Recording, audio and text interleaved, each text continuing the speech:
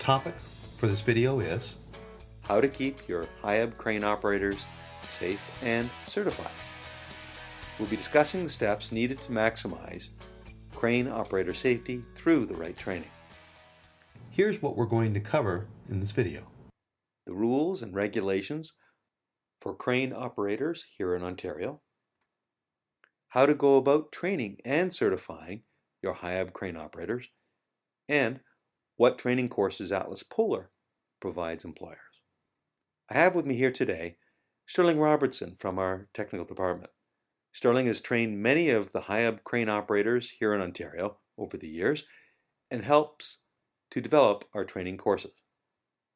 Hi Sterling, welcome to the podcast. Hello. And good day. The first question I would have, Sterling, and one that a lot of customers will ask by phone or in person is, what rules and regulations are there for crane operators here in Ontario? Well, the main rule that would affect the operators here in Ontario would be the 0 to 8 ton accreditation or 0 to 8 ton license.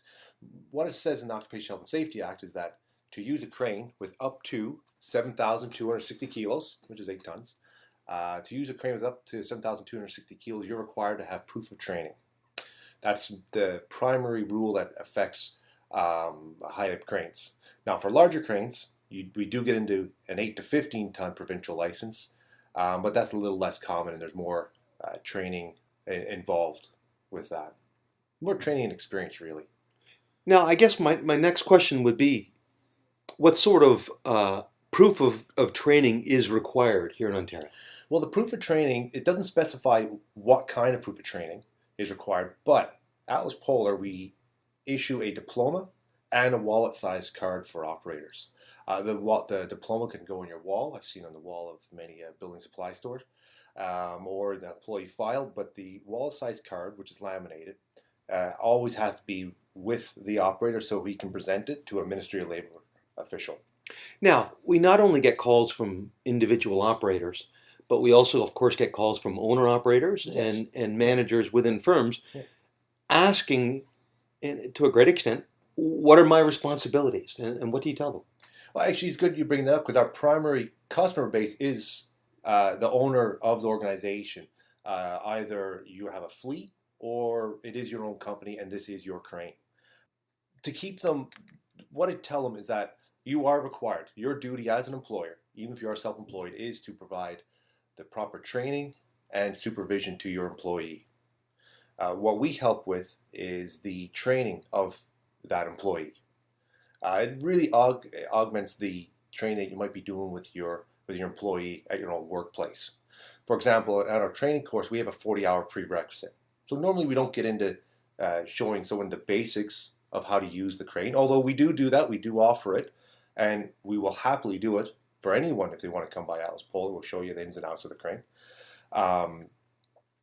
But primarily, when a new employee starts, he will go through a training program within that organization. Part of that training program will be how to use the equipment at hand, the truck, the crane, whatever else you may have, a forklift, you have one on site. Where we come in, we give the written paperwork, the accreditation. One of our salesmen puts it this way. He says, when you take a test to get your driver's license, he's not showing you how to drive the truck. He's testing you to verify that you're competent to do so. And that's kind of what we do in a sense here. Sterling, a question that I get asked a lot when people call in is, how do I train and certify my HIAB crane operators?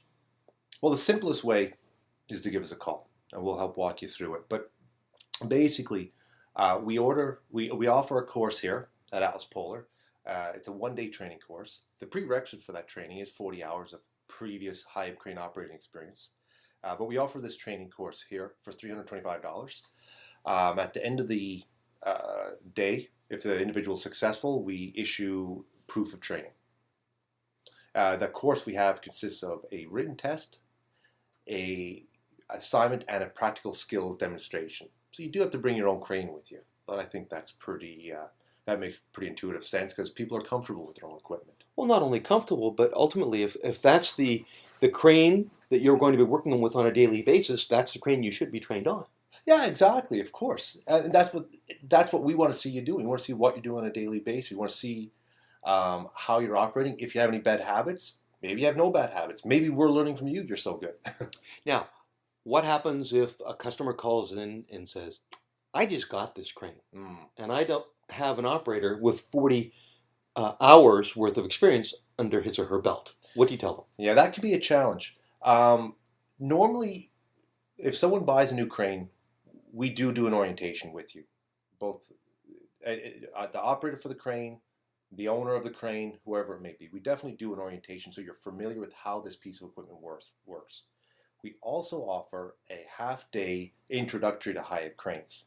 This, as I put it, it lays the foundation for crane operating. But ultimately, the way our course is structured and designed, it is designed around someone who has experience on the boom. And it kind of goes back to the history of the course and how it initially developed. So, in a sense, what you're saying is for an operator to get that first initial 40 hours of experience, he or she really needs to work with a train the trainer or work with another experienced operator to gain that experience? Yes, that is normally how it would go. You would work with a more experienced person at your workplace. The way the law is, and as it stands right now, is that you either have to have proof of training to operate a crane or be with someone, being instructed by someone. Okay, all right. That's how it's working right now. So that person has to be available to you on site when you're operating the crane. Excellent. Now, how do customers register their operators for the courses? Well, we try to make it pretty simple. You can either call, fax, or the easiest way is to go to our website, atlaspolar.com, and in there you will find a section for crane training and a registration form. You can fill in the online form, but I Yes. believe there's also a PDF on the page. Yeah. We try to make it quite straightforward. So you can download the PDF and fax it, mail it, drop it off, hard copy, or there's a digital form that you can use. Now, interestingly enough, you told me the other day that we've broken a bit of a milestone for training here at Atlas Polar. How many operators did you say we've trained over the last number of years? Well, I guess since '92 when we first started the course, we've trained 5,000 operators. That's pretty amazing for a company that's dedicated strictly with HIAB crane to have that many operators go through the course. Yeah, and that is a key point. We only train on HIAB cranes. Ultimately, this is a service for our customers. It's not a money-making venture. We do it to cover our costs, but ultimately it's a service for our customers. Sterling, we've got customers from right across Canada. What do you do about training requests from different parts of the country? Well, we do travel to provide training. Regularly, we go to Manitoba in cooperation with our dealer out there, Grainmaster. Alberta, they are our sister dealership. ARW offer their own training courses, so that's one option. Falcon Equipment also offers training courses in British Columbia. We all cooperate and try to get you pointed in the right direction with that. Otherwise, pretty much from Manitoba East, we travel and get involved ourselves. Is there an expiry date on the accreditation cards that you supply? No, there is not. In Ontario, there's no expiry on the training, although we do recommend, as a good practice, that every 3 years that the operator attend a refresher training, just to keep current and brush up on their skills. If you were to say, aside from the fact that customers need accreditation legally to work in the province of Ontario, what would you summarize as really the most important benefit of operators coming in and sitting down with you and going through the training in class and outside? The biggest benefit, I guess, that most people would think of is simply you get written proof of training so you're legal to operate. But I don't really think that's the biggest benefit there. Generally, when someone leaves our course, they're more confident and productive with that equipment. They understand the load charts much, much better, as well as the technology of the crane much better. It's been often the case that the cranes have been able to lift more and have a lot more performance than the operators first anticipated. Partly because they were a little skittish and a little unsure about how to read the load charts, and they didn't truly understand the capacity of the crane. So I think that would be the biggest benefit. Just a lot more productive, a lot more confident with the equipment. Sterling, a couple questions for you. When it comes to the training here at Atlas Polar, how often do we hold the course? We have the course running every second week. Generally it's on a Tuesday, and that's pretty much all year long. Sometimes we'll add in courses if there's demand. We try to keep the wait times fairly low. And the size of the classes? There's 6 people in the course. We fill them at a first come first served basis. So as we're receiving registrations, we're starting to put course together and spread them out for the year.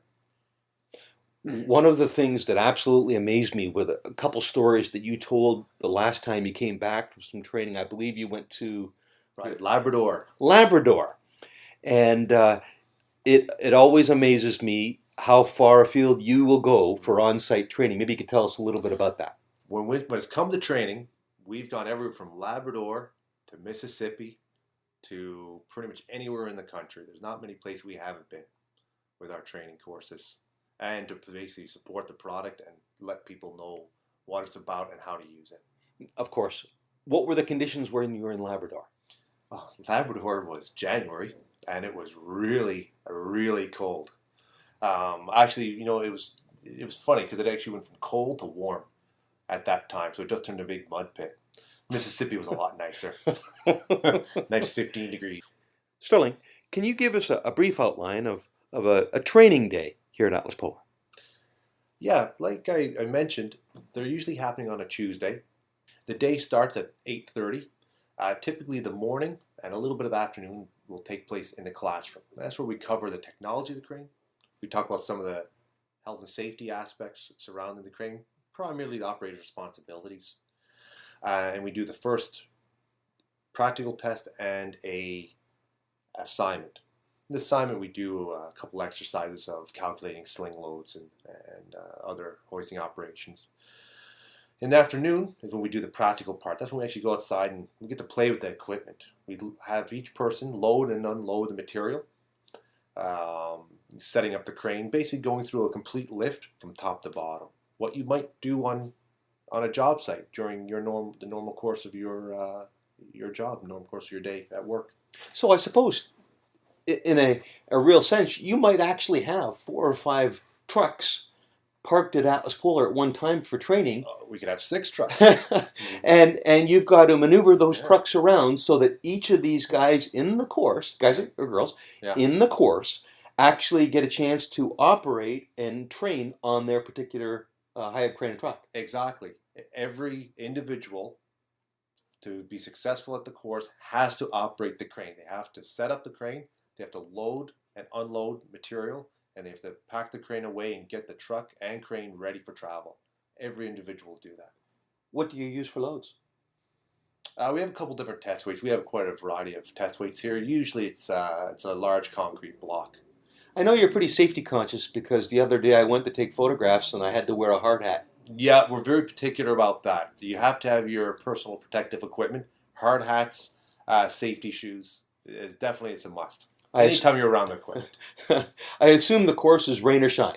Oh, rain or shine. Definitely. We've been out there in the rain and snow and sleet all year long. No different than when you're operating a crane. Exactly. Well, listen, thanks again, Sterling, for telling us a little bit more about HIAB crane operators, the training, and truly how to keep your HIAB crane operators safe and certified. You bet, Steve.